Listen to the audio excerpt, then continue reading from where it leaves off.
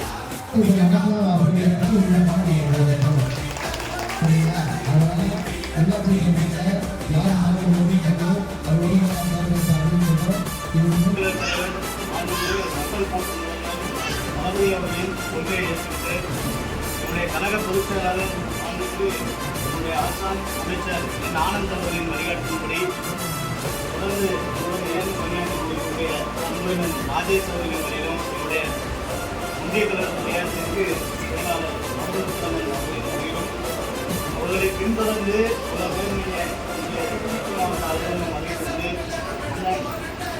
ஒரு வார்த்தையை சொன்னாங்க. நான் வந்துடுறேன், எனக்கு முன்னாடி சாரசாரியாக அரசு வருவாங்க.